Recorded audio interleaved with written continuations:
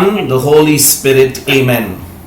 Dear loving God, thank you for your amazing power and work in our lives. Thank you for your goodness and for your blessings over us. Thank you for your great love and care. Thank you for your sacrifice so that we might have freedom and life. Forgive us when we don't thank you enough for who you are, for all that you do, and for all that you have given.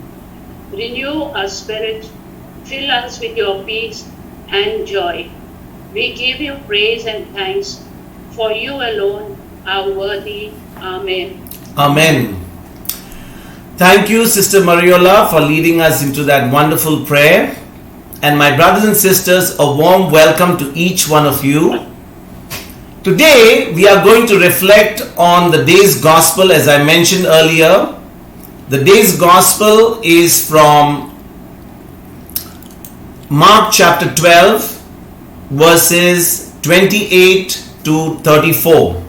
Mark chapter 12, verses 28 to 34. And you know, my sisters and brothers, in today's gospel, this attack against Jesus continues. You know, we have just been reading right from Mark chapter 11 and on to 12, which we have been reflecting on the last few days. First, the chief priests and the scribes, they sent the Pharisees and the Herodians to Jesus. Then it was the Pharisees themselves who came to Jesus because they questioned the authority of Jesus. Then we also had the Sadducees yesterday who continued to find fault with Jesus. Every attempt of them to trap, to enslave Jesus with something that he could do and say wrong so that they could use that against him. And today, my sisters and brothers, we find a scribe, or what they would call as a lawyer of the law, who comes now to Jesus. And as we'll see in today's gospel, this man, even though his question is good, even though it seems to us that he wants to know something, his intentions is to entrap Jesus. His intention is to put Jesus into some sort of a trap, because they are all after Jesus because of all that he has been doing. And you know, my sisters and brothers, Jesus, when he came to the earth and he was preaching and teaching the word of God, he always said to the people that he would never do or anything or say anything unless it was the Father who wanted him to say it.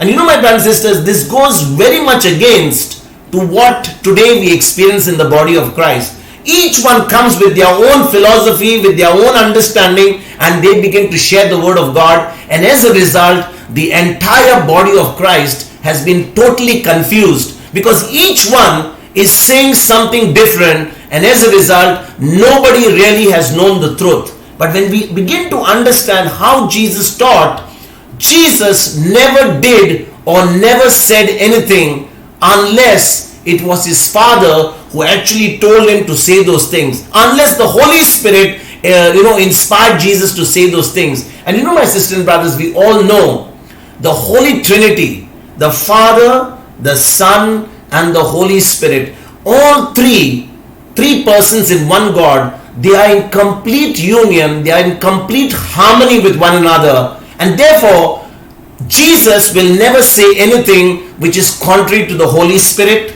The Holy Spirit will never contradict anything that Jesus says or the Father, and the Father will never allow, or never, it will never happen that the Son and the Holy Spirit will ever give a message which is contrary to the Father. And when we understand this truth, that the Holy Trinity are in complete union, they are in complete harmony, this word, which is the word that became flesh, Jesus himself, will always tell us that this word is the truth, and it is the truth that finally which gives us understanding, and that understanding transforms even unbelievers. It transforms pagans. It transforms people who have been confused with doctrines, with philosophies, with history, with geography, with so much of bombardment of so much of stuff, that only the truth can transform an unbeliever. And today, as we go into the gospel from Mark chapter 12 verses 28 to 34, we shall see how this scribe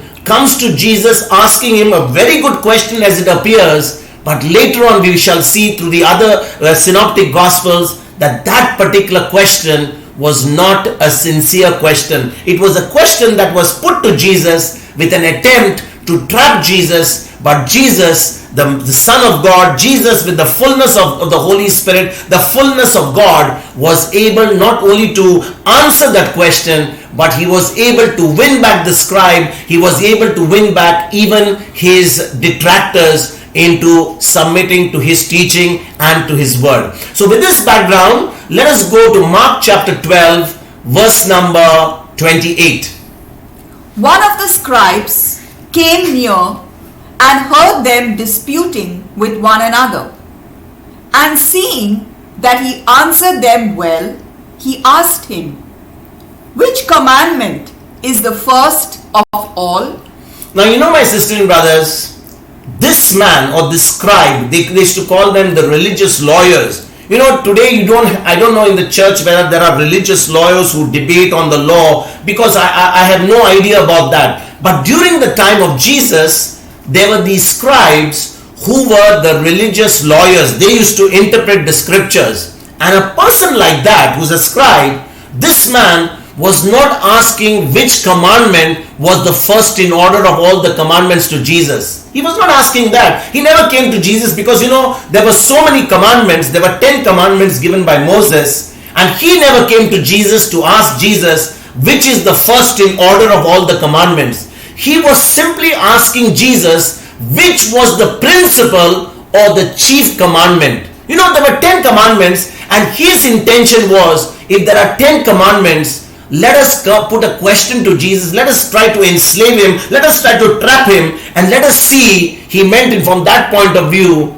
which of the 10 Jesus would say would be the most principal or the chief commandment. And you know, my brothers and sisters, this particular religious lawyer or the scribe was seeing how Jesus had answered the Pharisees. You know, Jesus had just, in fact, if you go and really read all the synoptic gospels, you will realize that the Pharisees and the Herodians, the Sadducees, and now the scribe, they had all come to Jesus in one single day. They had all come to Jesus in one single day with only one intention: to trap Jesus. And therefore, when this scribe was seeing how Jesus had answered the Pharisees, the Herodians, the Sadducees, and he was now, you know, thinking that he's the lawyer, he's the expert on the law. He was thinking that he was a wise man, and he thought that he would come now and give one more attempt to try and trick Jesus, or have him say something which would cause some trouble to Jesus, which they could use against Jesus. And you know, my brothers and sisters, to understand why I'm saying this, that this was a question which was a trick question, we need to go to Matthew's gospel, because in Matthew chapter 22, verse number 35. Let's go to Matthew chapter 22, verse number 35. In Matthew chapter 22, which again describes this whole thing, it mentions that this incident also took place where the scribe, or what we call as the lawyer, had come there with an attempt to tempt Jesus. This question was a temptation question. This was a question where the scribe or the religious lawyer wanted to tempt Jesus, or rather wanted to trap Jesus. Let us read that. Matthew chapter 22, verse number 35. And one of them, a lawyer, asked him a question to test him. The scribe or the lawyer asked him the question to test him. You know, the lawyer or the scribe did not come there in order to know the truth. He did not come to know what was Jesus trying to do. He wanted to test Jesus. He had come with the intention to trap Jesus, to see what would Jesus answer. And you know, my brothers and sisters, Mark's gospel, the one that we are reflecting today, would make us think that this lawyer was sincere with his question. Because he just came to Jesus and say, which of the commandments is the greatest? Which of the commandments? You know, it looks a very straightforward question. And this is why it is so very important for us whenever we study a parable, or whenever we study a particular incident in the Bible, to always go to all the synoptic gospels. For example, today when we are going to Mark chapter 12, We are going to Matthew chapter 22 so that we can understand the context of what was said. We can understand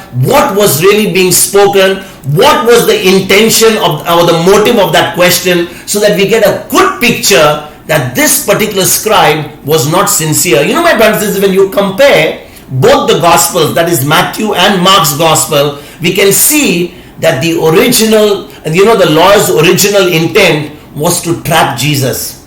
And my sisters and brothers, this religious lawyer, or what we call as the scribe, he too just wanted to find an error with Jesus. He wanted to find an error in Jesus' response, and being an expert in the law himself, he too eventually was swayed into agreement with through Jesus' words. Can you imagine? Here was a religious scholar, here was a religious expert, here was a lawyer who knew the law, who knew what the scriptures meant. He had come with an intention, an evil intention, to test Jesus, to tempt Jesus. But when he heard Jesus' answer, as we will see later in the gospel passage, he also came into agreement with Jesus, because the words that Jesus spoke were able to convince him and brought him to his senses. My sisters, this was not the first time, that the enemies of Jesus were overcome by the wisdom of Jesus.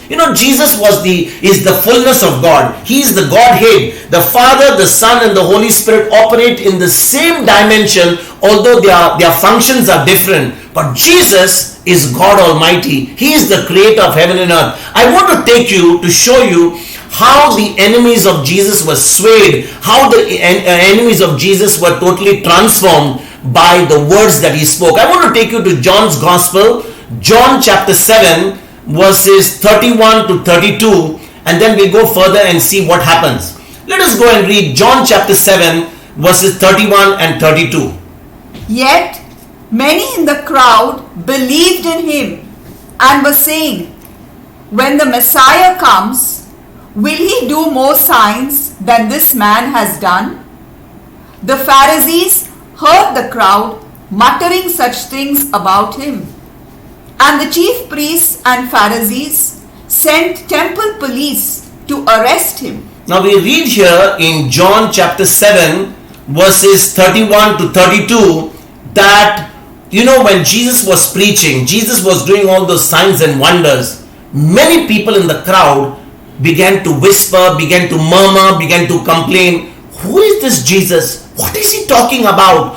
Our Pharisees, our scribes, they are all teaching us all these things. And who is this Jesus? Why is he talking all this?" And the word goes, some of them, the Pharisees begin to hear the crowds muttering something negative about Jesus. So what do the Pharisees and the priests do? They seize this opportunity in order to send the temple police in order to arrest Jesus. But look at what happens in John chapter 7, verses 45 to 46. Look at what happens. The Pharisees and the scribes are sending temple police in order to arrest Jesus. But what you read in John chapter 7, verses 45 and 46, even the temple police are totally baffled. Go and let us read that.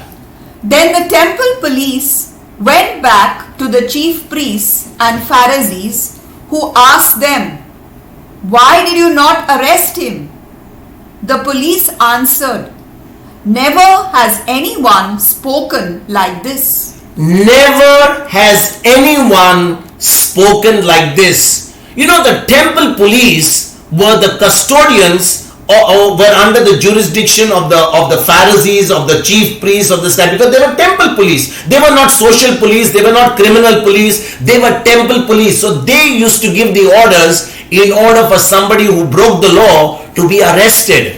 And so when these Pharisees and the religious leaders were wanted to take advantage of the situation, because there were people who were complaining against Jesus, they sent the temple police to get Jesus arrested. But those temple police, instead of arresting Jesus, when they hear Jesus speak, they are completely convinced. They don't believe that this man has ever to be arrested, and they return back to the Pharisees and tell them, "We have not arrested him." And then the Pharisees say, "Why did you not arrest him?" And they simply say, "Never has anyone spoken like this." My sisters and brothers, today, whenever you hear the word of God preached, whenever you hear the gospel being preached, whenever you hear the teachings of anything, The first question that you need to ask is, if you really love Jesus, if you really love the Lord, if you really are spending time with the Word, if you're really going to the Word of God and you're studying it yourself, are you hearing anything which is contrary to the Word of God? Are you hearing something which is like,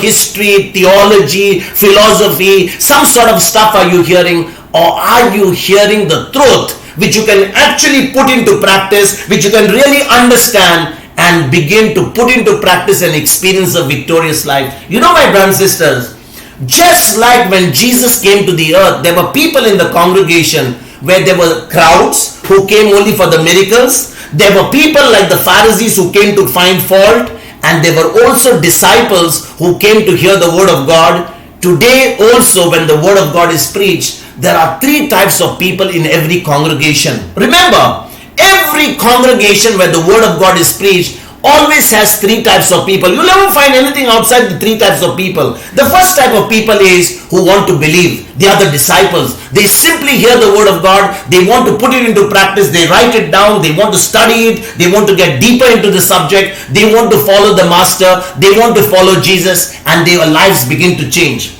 Then of course there are people who are like the Pharisees. The Pharisees, they don't want to believe. They simply come there for wasting their time. They come there to disturb the meeting. They come there in order to find fault with the preacher. They come to find fault with Jesus. And as a result, they even wanted to arrest him. So these are the Pharisees. And of course, you have the crowd who are just there, whatever goes, whatever comes. For them it is like, just sway with the wind. Que sera, sera. What will be, will be. It's just like, you're on the fence. You really can't make a decision whether to be with Jesus, to be with the world. You're just halfway in between. They just want to have a good time. They want to have a miracle. They believe that, when they come there, they can see some miracles. They can see some circus. They can hear some discussion. And that's how their life goes. But my sister and brothers, every congregation during the time of Jesus had these three types of people. Only the disciples, they listened to the word, they studied the word, they grew in the word, they became mature in the word, and they went out and began to share the gospel. And the same way today, we also need to hear the word of God with that intention that we want to become disciples, so that when we hear the word of God with understanding, we are convinced ourselves, we ourselves are living that victorious life, we ourselves have experienced victory in our life. Now we will be able to go and share that victory and share that victorious life with others, with the only intention that the kingdom of God can spread, the love of God can spread, the love for one another can spread. Amen. Let us go to Mark chapter 12 verses 29 to 30. Let's take both these verses together. Mark chapter 12, 29 to 30. Jesus answered, "The first is, Hear, O Israel, the Lord our God, the Lord is one. You shall love the Lord your God with all your heart, and with all your soul, and with all your mind, and with all your strength." Now, my sister and brothers, we must remember, Jesus, the Son of God, was responding to a religious lawyer by referring to him to scriptures. Whenever Jesus answered, he never, said, "This is what I think. This is what I believe. This is what comes to my mind. This is what my experience is." He never ever answered unless he referred to scriptures. And now that he had a scribe, he had a religious lawyer who had come to ask him a question, Jesus, the Almighty God, the Son of God, responds to this man, responds to this lawyer by referring him to scriptures. So which scripture did he refer him to? He referred him to Deuteronomy chapter 6 verse number 4. Let us read that. Deuteronomy chapter 6 verse number 4 and verse number 5. Let's go to verse number 4. Deuteronomy chapter 6 verse number 4. "Hear, O Israel, the Lord is our God, the Lord alone." Jesus quotes him from Deuteronomy chapter 6 verse number 4, and he says to him, "Hear, O Israel, the Lord is our God, the Lord alone." My brothers and sisters, whenever you are dealing with anybody, whether you want to teach them, Don't ever go to any book or any handbook or any philosophy or any history, because you're going to simply, going to confuse somebody. Always go to scriptures. Jesus taught always by referring to scripture. So this religious lawyer who came with an evil intent to trap Jesus simply took him to scriptures, and he said in Deuteronomy chapter 6 what was written, which Jesus knew himself, because Jesus was familiar with scripture. The lawyer himself was familiar with scripture, and so Jesus simply said to him, "Hear, O Israel, the Lord is our God, the Lord alone." And my brothers, you will notice that in the next verse number 30, Jesus was again quoting the next verse in verse number 5. What did he say? What does verse number 5 say? Deuteronomy chapter 6 verse number 5. You shall love the Lord your God with all your heart and with all your soul and with all your might.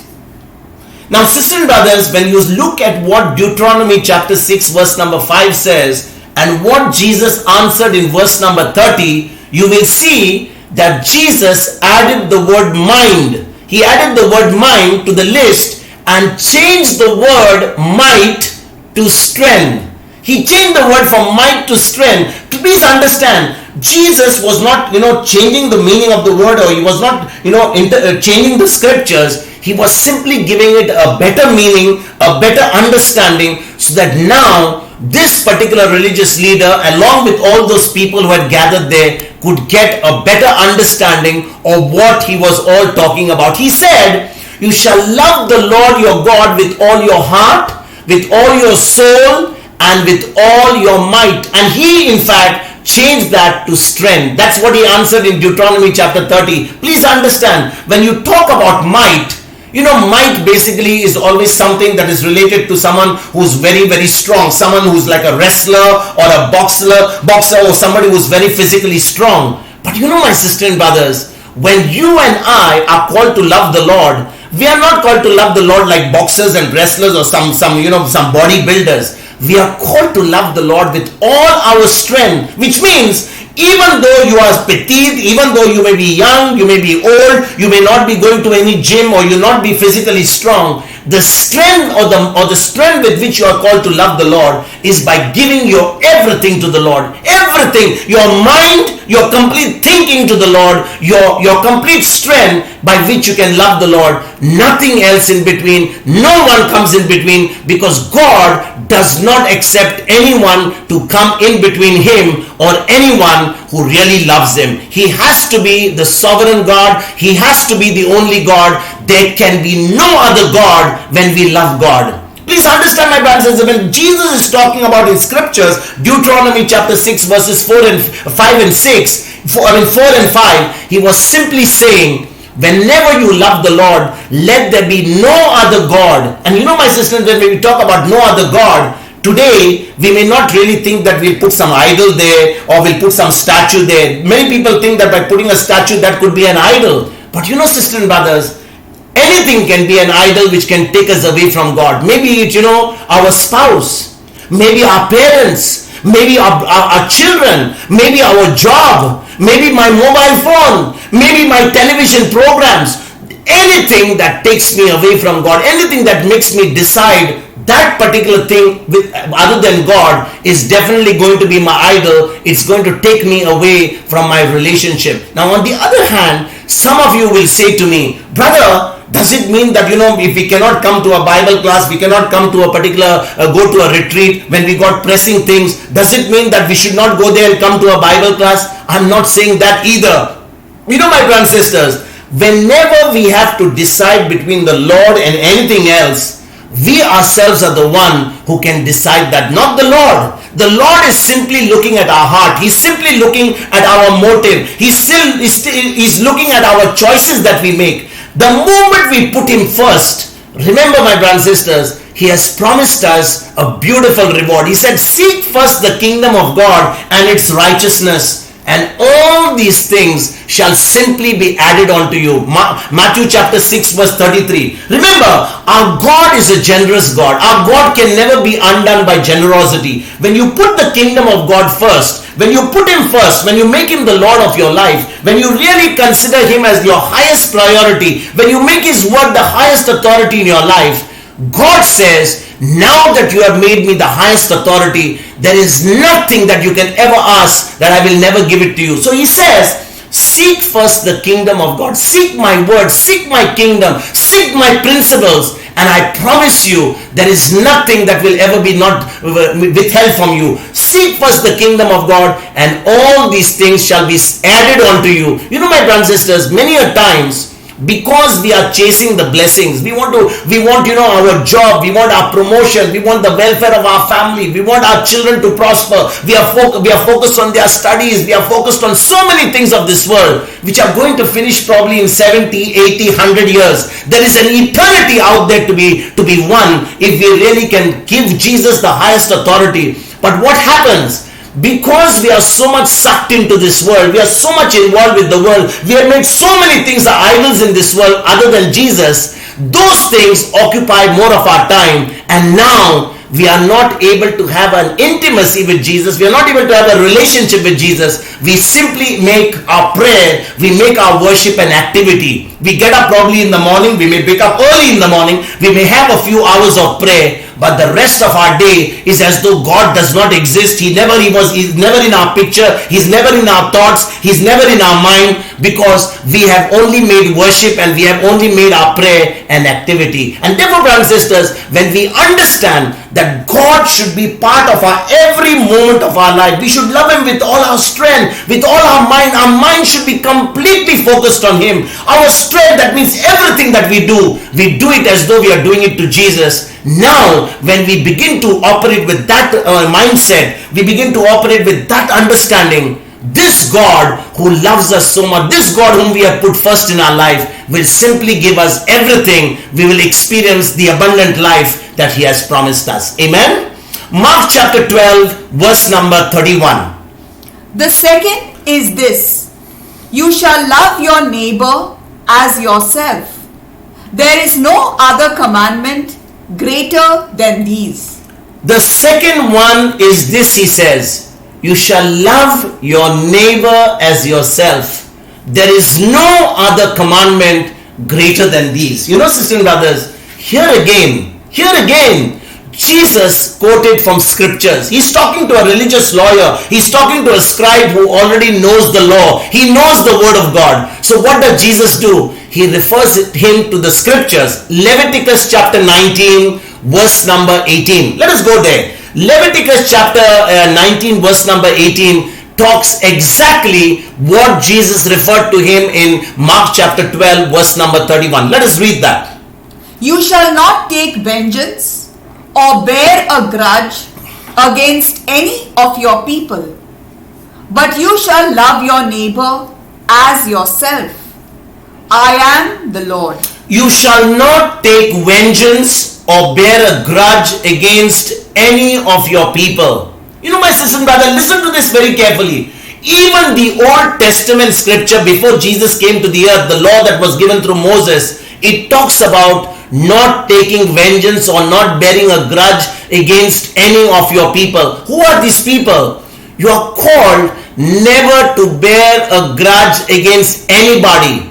You know, our battle is never against flesh and blood. Remember, we are never against people. People are never our enemies. It is the spirit that is operating in the person that is our enemy. How many times we begin to criticize somebody else, we begin to talk against somebody else because we believe that that particular person, that man or that particular woman is really the problem. But you know, my sisters and brothers, God is telling us, even in the Old Testament, even when he gave the law through Moses, he says, you shall not take any vengeance or bear a grudge, bear anything negative against any of your people. But he says, you shall love your neighbor as you love yourself. I am the Lord. You know, my sisters and brothers, loving God with all that we have and loving our neighbor as ourselves are the two greatest of all Old Testament commandments. You know, of all the commandments that God gave, 10 commandments that he gave, and of course the Pharisees afterwards added to them another 500 by oral. They added their own philosophies, their own understanding, like what has happened today in the church. Lots of doctrines have come in, lots of philosophies have come in with people's own understanding. People have just, I don't know which spirit really guided those people there to bring all those doctrines, but whatever it is, in the same way, during the time of Jesus, these Pharisees, they brought in a lot of philosophies, lot of doctrines.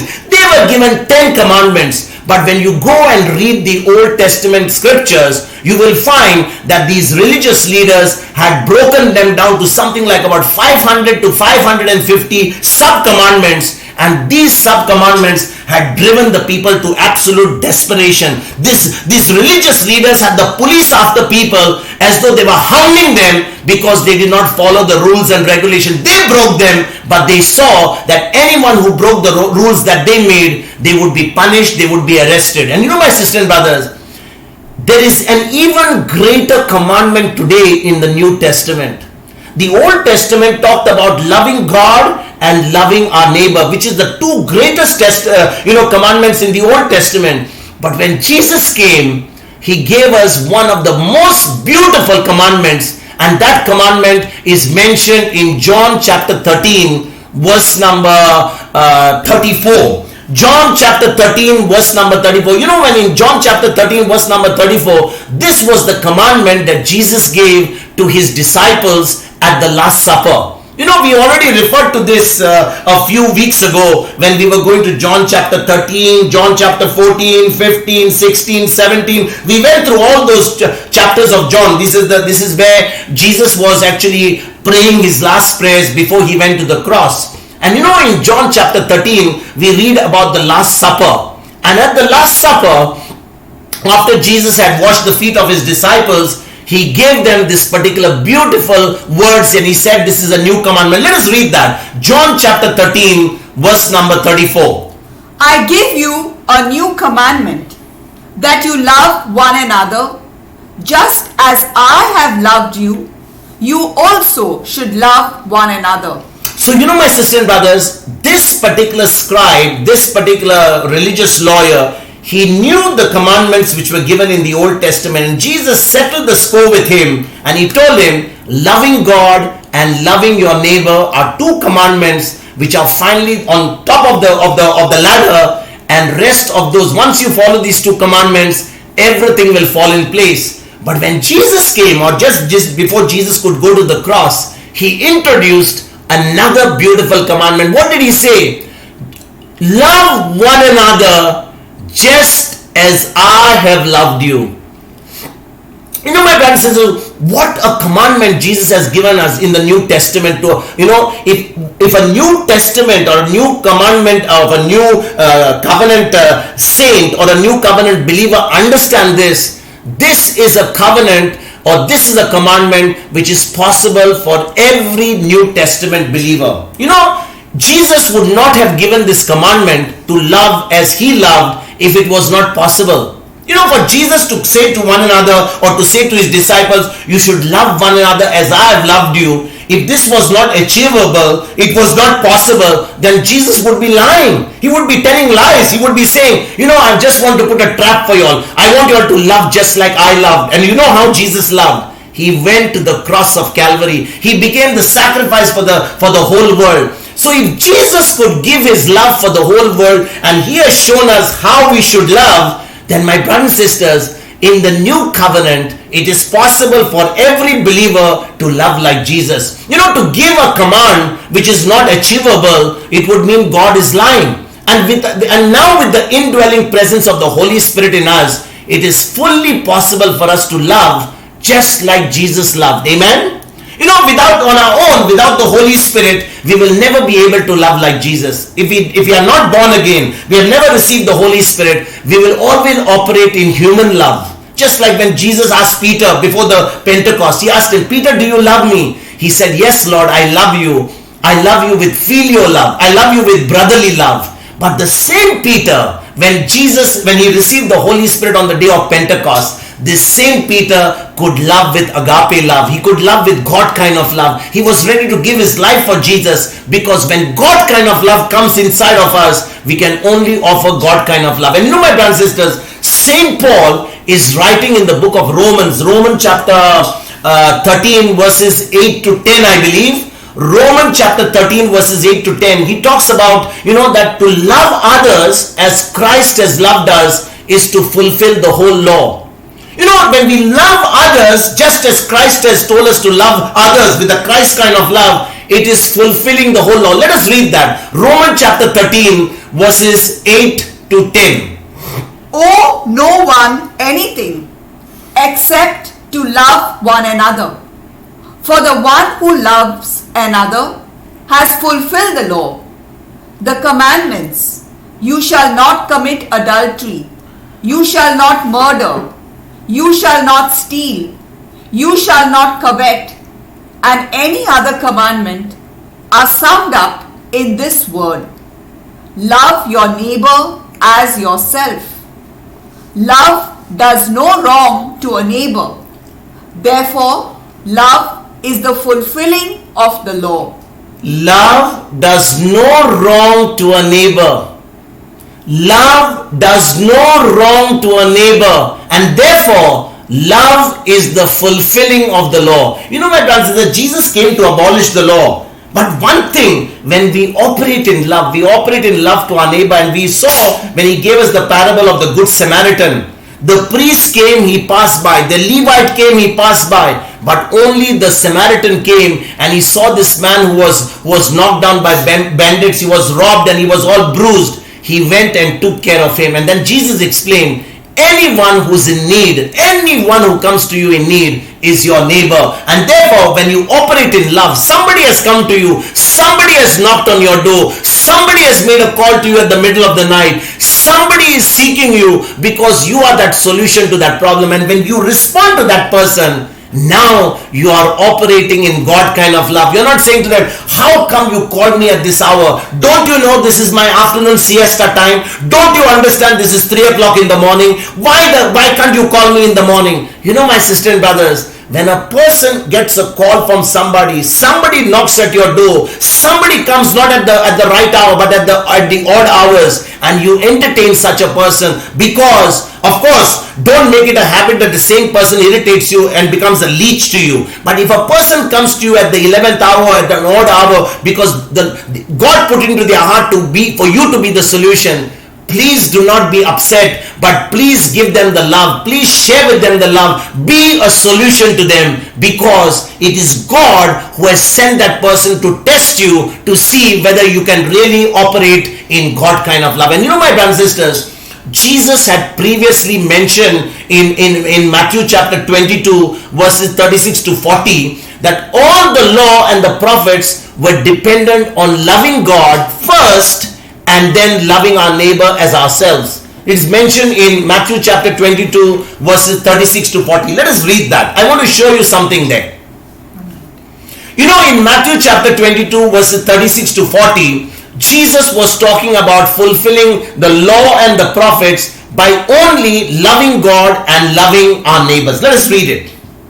Teacher, which commandment in the law is the greatest? He said to him, you shall love the Lord your God with all your heart and with all your soul and with all your mind. This is the greatest and first commandment. And a second is like it. You shall love your neighbor as yourself.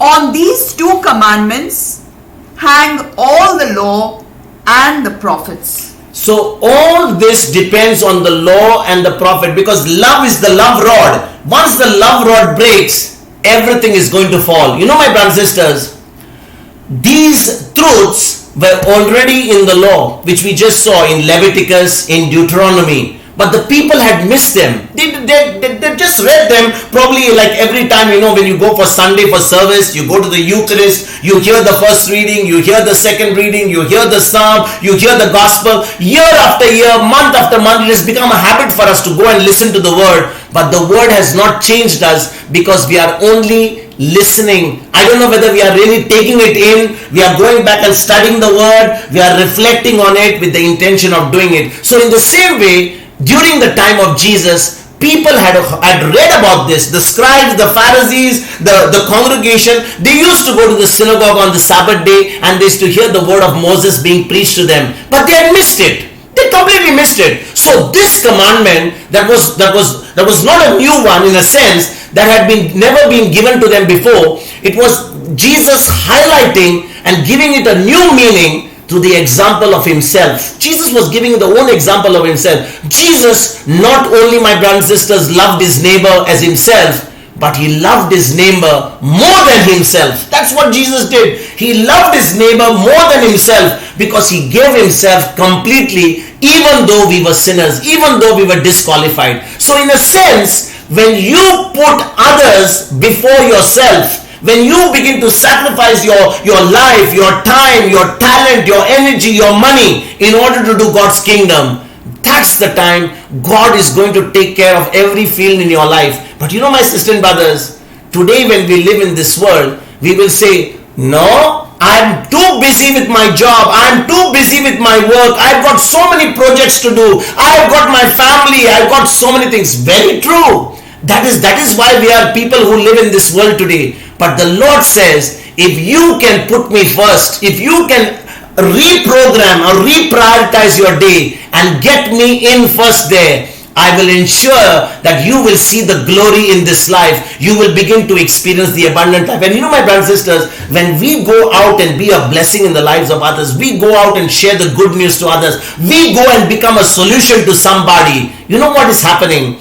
God can never be undone by our generosity. We think that because we are serving, we are some special people. It is to our advantage that when we put the Lord first, He's going to find somebody to take care of all our earthly affairs. He's going to take care of everything that we need, and life is going to be simply smooth. But unfortunately, we have decided to put God in a corner. We have put Him in a box. We believe that we have to do so many things of this life and then squeeze a little bit of time during our day in order to come to God. Remember, if we can put God not in a box, but God becomes the center of our life, Jesus becomes the center of our life on which our whole life rotates. He is like the center. Everything that we do is around Him, with Him, and in Him. We will see the glory of God. We will see the abundant life that He has promised us. Amen. Mark chapter 12, let us go to verses 32 and 33. Then the scribe said to him, "You are right, teacher. You have truly said that He is one, and besides Him there is no other. And to love Him with all your heart, and with all the understanding, and with all the strength, and to love one's neighbor as oneself, this is much more important than all the whole burnt offerings and sacrifices." Now, you know, sisters and brothers, when you look at what Jesus is answering here in verses 32 and 33, you realize He's not quoting from Exodus chapter 20. Because in Exodus chapter 20, the 10 commandments were given there in Exodus chapter 20. And you know, sisters and brothers, Jesus, while answering this particular question of the scribe and the Pharisee regarding which was the greatest commandment, He did not go to Exodus chapter 20, neither did He refer to the 10 commandments. Why do you think so? You know, because, my brothers and sisters, loving God and other people would cause us to fulfill every one of the 10 commandments and all the other commandments that follow from those two commandments of loving God and loving our neighbor. You know, sisters and brothers, as we just saw just a short while ago in Romans chapter 13 verses 8 and 9, love is the fulfillment of the law. Love is the fulfillment of the law, and when you love, you are fulfilling the entire law. You know, many times when we look at the Old Testament, people had so many laws, and the Pharisees were simply, loading the people with so many sub-laws. Do this, do that, do this, do that. And when they did that sort of philosophy of only being human doers and not human beings, they simply began to hate religion. People were fed up with religion. They wanted to really have a relationship with God. And Jesus was the perfect answer for them. My brothers and sisters, this scribe or this lawyer, he had a revelation that most of the leaders during his time, during the time of the Jews, did not receive. They did not have that revelation. But this particular lawyer, this particular scribe received that revelation which Jesus had explained to him on that particular day. And this lawyer, when he spoke to Jesus right now in verses 32 and 33, the lawyer used the word understanding. That's what he says. What does he say? And to love him with all the heart and with all the understanding and with all the strength, and to love one's neighbor as oneself, this is much more important than burnt offerings. My brothers and sisters, the moment this man, the lawyer, used the word understanding, he began to show Jesus that, he had really understood, he had really had a practical working knowledge. The word understanding simply means having a practical working knowledge. The word understanding, if you write there in your notebooks, the word understanding simply means having a practical working knowledge. For example, if I have a practical working knowledge of my phone, I understand the phone, I can operate the phone, I can use it for WhatsApp, I can use it for Facebook, I can use it to make a call, I can use it as a calculator, I can use it for so many features on my phone, because I have a practical working knowledge of the phone. And my brothers and sisters, when we understand God's word, that is, we have a practical working knowledge of the word, how it works, we will be able to do that word, and we shall be able to see those results of the word in our life, the victory that Jesus has already obtained for us. Remember, the end of the real purpose for us to use the word of God is first and foremost to have a relationship with Jesus, to have that intimacy with him. And the fruit of intimacy is abundant life. It is a full life of God. Remember, if you are having a relationship with somebody, won't you enjoy the benefits of that relationship? 100%. And therefore, having understanding of the word, having a practical working knowledge of the word, doing what the word says with that understanding will also give us an abundant life. Will take care of our every need. We will begin to live like as though we are in heaven here on earth. The peace of mind, everything provided, nothing missing, nothing broken. And this is why when this particular scribe and this Pharisee finally got it, he had that revelation, he got the understanding, he was able to tell Jesus very clearly, Lord, it is better to do these 2 commandments of love than to offer sacrifices, to offer our candles, to offer our flowers, to kneel down, to sit down, to climb up mountains, to go kneeling down to the altar, start doing so many 2,000 Hail Marys. The moment we begin to do religion, we have lost it completely. But the moment we believe it, we do the word with understanding, we are going to see the glory of God. We are going to see and live the abundant life that Jesus promised us. Amen.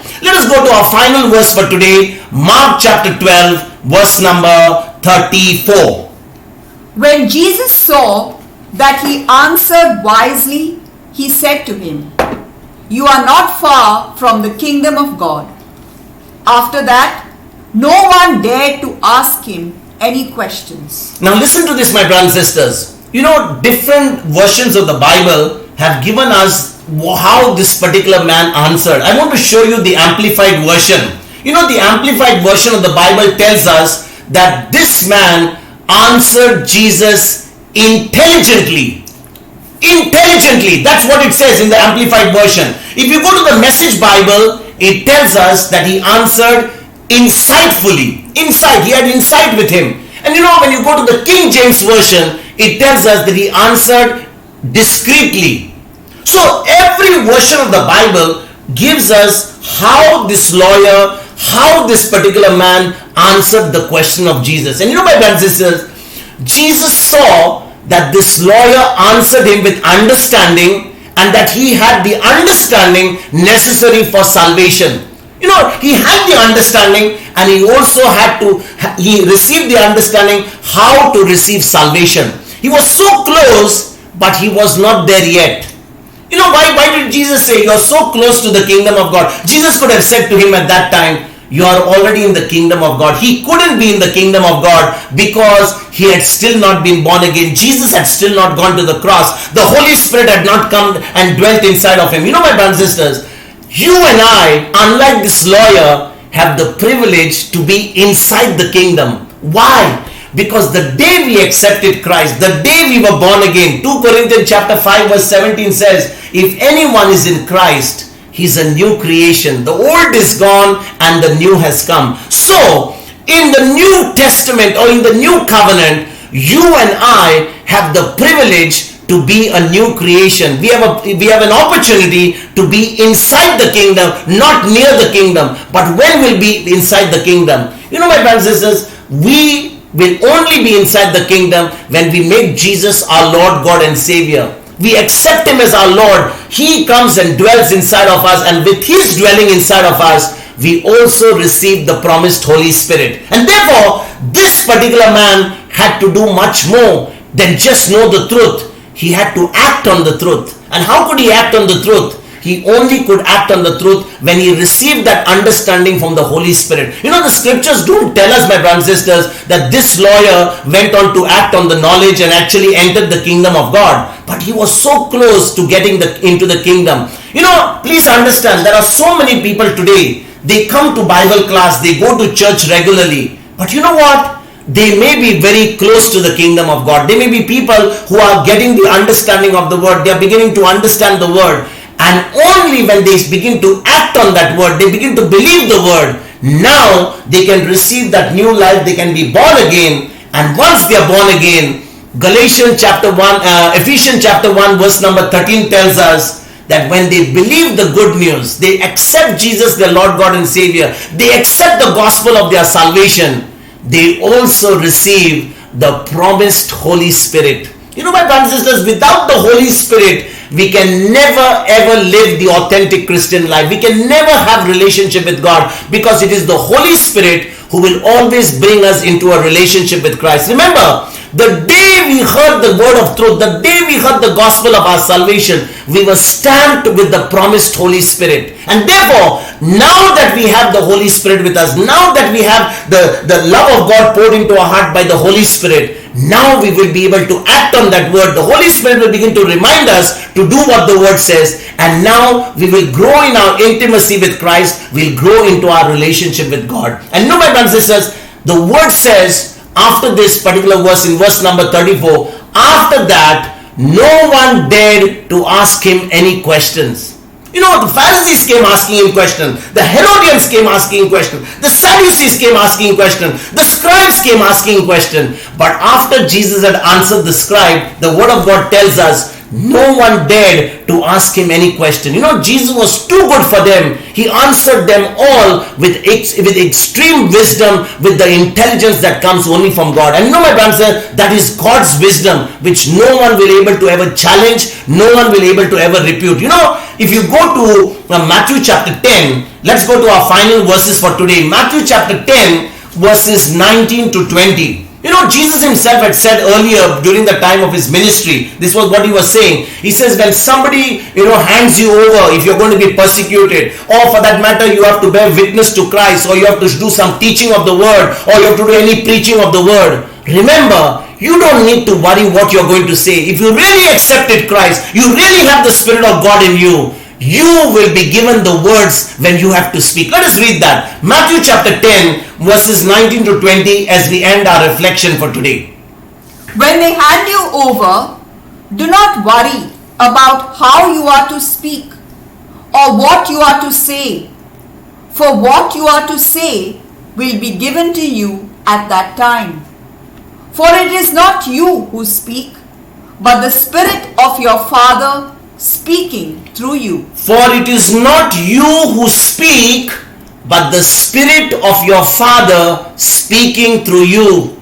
You know, my sisters and brothers, today you and I have an awesome privilege that we belong to Christ. The Spirit of God is within us. We are spokesmen for Christ today. We are called ambassadors of Christ today. But are we really doing the job of an ambassador for Christ? Are we really speaking the truth? Are we sharing the truth of God's word to anybody? Or are we just sitting in our comfort zones, just waiting to, something to happen? You know, my brothers and sisters, the moment we understand who we are, the moment we understand that we are temples of the Holy Spirit, we understand God lives on the inside of us, the love of God has been poured into our hearts by the Holy Spirit, this Holy Spirit is the one who will give us the wisdom, will give us the words, because it is not us speaking, but it is the Spirit of our Father in heaven who will be speaking through us. Amen. Let us pray. Sister Mariola, would you like to do the closing prayer?